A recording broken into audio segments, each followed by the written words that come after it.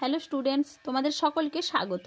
আজকে তোমাদের ক্লাস 7-এর রায় ও মার্টিন প্রশ্নবিচিত্রার ইতিহাসের মডেল সেট 2 করে দেখাবো। চলো শুরু করা যাক। প্রশ্নটা করেছে কোন স্কুল থেকে? রামকৃষ্ণ মিশন বিদ্যাভবন, মিদনাপুর থেকে। একের দাগে কি বলেছে? নিচের প্রশ্নগুলির নির্দেশ অনুসারে উত্তর দাও। আই, বাংলাদেশের চট্টগ্রামের উপকূল অঞ্চলের প্রাচীন যুগের নাম কি ছিল? উত্তর হবে কি হরিক্যাল। ডবল আই, রাজা ভোজ 836 থেকে 885 খ্রিস্টাব্দ ছিলেন option B Gurjara Pratihara. Triple I, শূন্যস্থান পূরণ করো। চোল রাজ্যের রাজধানী ছিল ড্যাশ নামের নগরীটি? উত্তর হবে কি তাঞ্জোর। এটা কি হবে? তাঞ্জোর। 4 নম্বর প্রশ্ন কি বলেছে? হিজরত বলতে কি বোঝো? এটা তোমাদের রায়মার্টিন সহায়িকায় 32 নম্বর পেজে 38 নম্বর প্রশ্নের উত্তর দেখবে, সেখানে পেয়ে যাবে। এবারে ভি, কি বলেছে? ড্যাশ খ্রিস্টাব্দে বখতিয়ার খলজি মারা যান?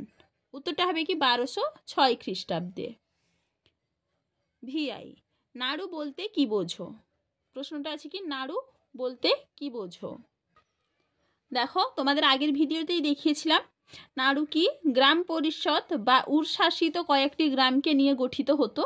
নাড়ু কি হবে? গ্রাম পরিষদ বা উরশাসিত কয়েকটি গ্রামকে নিয়ে গঠিত হতো নাড়ু। চলো এবারে পরের প্রশ্ন কি আছে? বাংলায় পাল যুগের রাজারা উৎপন্ন ফসলের ড্যাশ অংশ কর হিসেবে নিতেন? উত্তরটা কি হবে? 1/6 অংশ।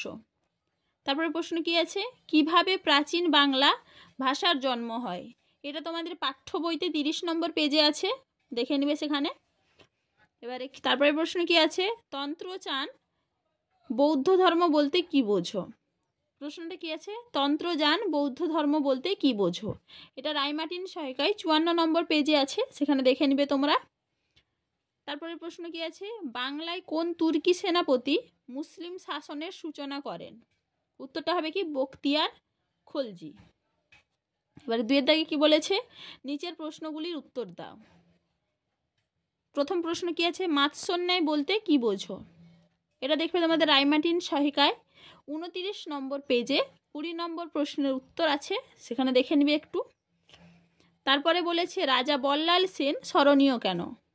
এটাও তোমাদের রায়মার্টিন সহায়িকায় 22 নম্বর পেজে 17 নম্বর প্রশ্নের উত্তর দেখবে, সেখানে পেয়ে যাবে। তারপরে প্রশ্ন আছে শশাঙ্ককে কি বৌদ্ধ বিদ্বেষী বলা যায়? যুক্তি দাও। এটা তোমাদের দেখবে 18 নম্বর পেজে 8 নম্বর প্রশ্নের উত্তর, সেখানে পেয়ে যাবে। তারপরে প্রশ্ন আছে কি ভারতের প্রথম মুসলিম আক্রমণকারী কে ছিলেন? উত্তরটা হবে কি মোহাম্মদ বিন কাসিম। কি হবে? মোহাম্মদ বিন কাসিম। তারপরে প্রশ্ন কি আছে? তিনি কিভাবে নিজের অধিকার প্রতিষ্ঠা করেন?